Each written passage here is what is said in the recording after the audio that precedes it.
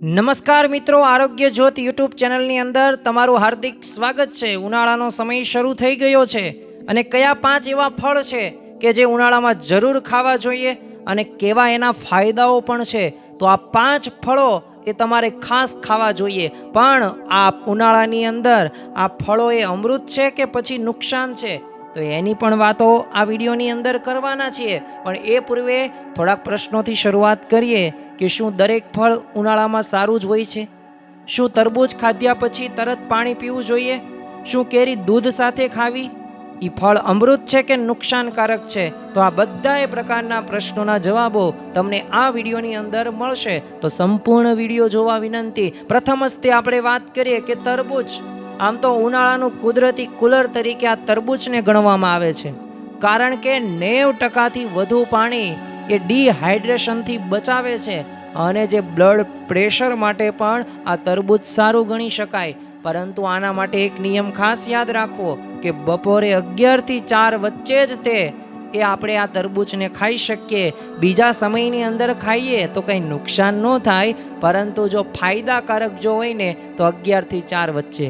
અને તરબૂચ ખાધ્યા પછી પણ તરત પાણી પીવું ન જોઈએ, આનું પણ આપણે ખાસ ધ્યાન રાખવું પડે। તો આ પહેલું ફળ કે જે ઉનાળાની અંદર તમારે ખાવું જોઈએ। બીજું ફળ એટલે ખરબૂચ શક્કરટેટી, જે એક પાચન મિત્ર તરીકે ઓળખવામાં આવે છે, કારણ કે પાચન પણ સુધારે છે।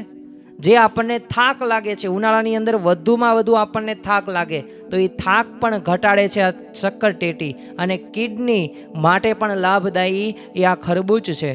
ખરેખર કાપ્યા પછી તરત ખાઈ લેવાનું છે, બીજા ફળ સાથે આપણે મિક્સ નથી કરવાનું। આ વાત પણ આપણે ધ્યાનમાં રાખવી જરૂરી છે, કારણ કે ઘણી બધી વખત આપણે કાપ્યા પછી એમનામ રહેવા દઈએ છીએ, ફ્રીજની અંદર મૂકી દઈએ, બહાર મૂકી દઈએ, પછી કલાક 2 કલાક પછી જમતા હોઈએ છીએ, તો એમાં રહેલા ગુણો એ યથાર્થ રીતે એ આપણા શરીરની અંદર આવતા નથી અને સ્વાસ્થ્યને નુકસાન કરે છે। તો આ વાતનું એક ધ્યાન રાખીને એ આપણે આ ખરબૂચને ખાવું જોઈએ। આગળ ત્રીજા ફળની વાત કરીએ, જેનું નામ છે એનર્જી પાવર, એટલે કે મેંગો, કેરી।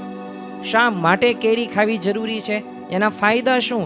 તો વિટામિન એ આપણને કેરીમાંથી મળે, આપણને તાકાત મળે છે કેરીની અંદરથી। પણ જો એક વાત યાદ રાખવી કે 30 મિનિટ પાણીમાં પલાળી રાખવાની, ખાલી પેટ આપણે આ કેરી ખાવાની નથી, અને મર્યાદામાં ખાશું તો ફાયદો થશે, કારણ કે અતિની ગતિ ન હોય। તમને એમ લાગે કાજુ બદામ ખાઈ લો અને મગજ બુદ્ધિ શક્તિ વધારી નાખું તો એમ વધે નહીં। એ તો ધીમે ધીમે દરરોજ તે આપણે ખાવાની પ્રક્રિયા છે, અને શરીરમાં દરરોજ ધીમે ધીમે આપણે ખાવી તો ફાયદો થાય છે। તો આ ત્રીજું ફળ છે અને જેનું નામ છે કેરી, જે એનર્જી પાવર છે, જે આપણને શક્તિ આપે છે। આગળ આપણે ચોથા ફળની વાત કરીએ, જે આપણે દરરોજ ઉપયોગ કરીએ છીએ પણ આ ઉનાળાની અંદર વિશેષ કરવો જોઈએ। આ માને શાકભાજી પણ કહેવાય, જેનું નામ છે લીંબુ, કારણ કે વિટામિન સી માટે બેસ્ટમાં બેસ્ટ જો કોઈ હોય તો આ લીંબુ છે, કારણ કે ઇમ્યુનિટી વધારવા માટે અને ગરમીમાં પણ તાજગી એ આપણે રાખવી હોય ને તો એના માટે લીંબુ જરૂરી છે। પણ જો લીંબુ પાણીમાં જીરું નાખીએ, મીઠું નાખીએ, તો એવી રીતે જો લેવામાં આવે તો ખરેખર એમાં વિટામિન સી આપણને પ્રાપ્ત થાય છે, અને લીંબુ એ આપણા જઠરને પણ શુદ્ધ કરે છે, આંતરડાને પણ સ્વસ્થ રાખે છે। એ પણ કામ એના બીજા તો છે જ તે, પરંતુ લીંબુ પાણી પીવાથી વિટામિન સીની બૂસ્ટ થાય છે। આ વાત આપણે ધ્યાનમાં રાખવાની છે। આગળ આપણે વાત કરીએ નાળિયેર પાણી। આમ તો ઇલેક્ટ્રોલાઇટ્સ કહેવામાં આવે છે નાળિયેર પાણીને, કારણ કે હાર્ટ માટે સારું છે, હૃદય માટે, અને શરીરનું તાપમાનનું જો તમારે સંતુલન રાખવું હોય તો આ નાળિયેર પાણી તમે પી શકો। તમે જો દક્ષિણ ભારતની અંદર આ નાળિયેર પાણી વધુ હોય છે, ત્યાં તડકો જ હોય છે, તો એ શરીરનું તાપમાન સંતુલિત કોણ રાખે છે? તો નાળિયેર પાણી। તો આ નાળિયેર પાણીનું પણ જો સમયાંતરે 2-2, 3-3 દિવસે જો સેવન કરવામાં આવે તો વધુમાં વધુ આપણને ઇલેક્ટ્રોલાઇટ્સ મળે છે। અને પાણી પણ આપણે નકરું પીવી નહીં, જો સાઈડમાં આપણે આવી રીતે ઇલેક્ટ્રોલાઇટ્સ તરીકે આ બધો ઉપયોગ કરીએ તો પણ ઘણો બધો ફાયદો થતો જોવા મળે છે। તો અને બીજી એક વાત ધ્યાનમાં રાખવા જેવી છે કે આ તો આપણે એવા 5 ફળોની વાત કરી કે જે આપણે લઈએ તો આપણને ફાયદો થાય, પરંતુ આ 2 જે કામ કરીએ છીએ ને એના જ બચવાનું, સાવચેતી રાખવાની છે।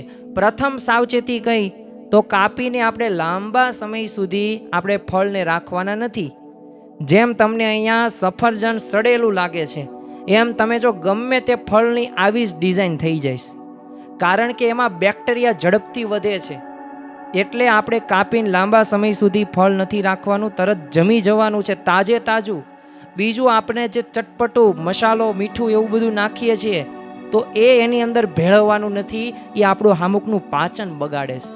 એટલે પાચનને સુધારવા માટે એમનામ ફળને ખાવાથી એ ફાયદો થતો જોવા મળે છે. અને આગળ છેલ્લે આપણે વાત કરીએ કે હવે આ ફળ ક્યારે અમારે ખાવું. આ 5 ફળોની આપણે વાતો તો કરી, પણ એનો સમય તો ફિક્સ હોય ને, તો જો સવાર અથવા બપોર પણ ખાવાના 1 કલાક પહેલાં. અને જો તમે ભારે ભોજન કર્યું હોય તો તરત નહીં ખાવાનું, અને રાત્રે તો મોડે ફળ ખાવાના જ નહીં. ફાયદો થાય પણ એટલો બધો ફાયદો એ આપણને થતો નથી. તો જો તમને જે સમય એની અંદર ચિત્રમાં દેખાડવામાં આવ્યો છે ને, એ સમય યોગ્ય છે. અને એ સમય પૂર્વે તમે વચ્ચેના મધ્યમ સમયની અંદર એ 10 વાગ્યા પછી તમે કરો ને 4 વાગ્યા સુધીમાં, તો એ બેસ્ટમાં બેસ્ટ સમય ગણી શકાય. અને એમાંથી આપણને એ બધાય પ્રકારના ગુણો હોય એ આપણા શરીરમાં પણ આવે છે. અને છેલ્લે ફળ હંમેશા એકલું જ ખાવાનું. ફ્રૂટ સલાડ મિક્સિંગ પાચન માટે યોગ્ય નથી. એ વાક્ય છે, simplicity is the key of absorption. એટલે સાદાઈ જરૂરી છે, એમાં બહુ મીઠું મરચું કે મસાલા ભભરાવાની જરૂર નથી. તો આપણે આ નોલેજ જ્ઞાનને પણ આપણા મનની અંદર રાખીએ, જેથી આપણે આવી ભૂલો કરતા બચીએ. કુદરતે ખાસ આપણી માટે જ બનાવેલા ફળ છે. અને પાછા ઉનાળાની અંદર, શિયાળાની અંદર, ચોમાસાની અંદર વિવિધ એ રીતે જ તે ફળો આપણને બજારમાંથી પ્રાપ્ત થાય છે, જે આપણા બોડી માટે સ્પેશિયલ જરૂર પડે જ છે. તો એ તમારા પરિવાર સાથે આ માહિતી અવશ્ય શેર કરજો, કારણ કે આ માહિતી, આ ફળો જો એ ખાશે તો એના જીવનની અંદર, એના સ્વાસ્થ્યની અંદર એ અવશ્ય ફાયદો થશે.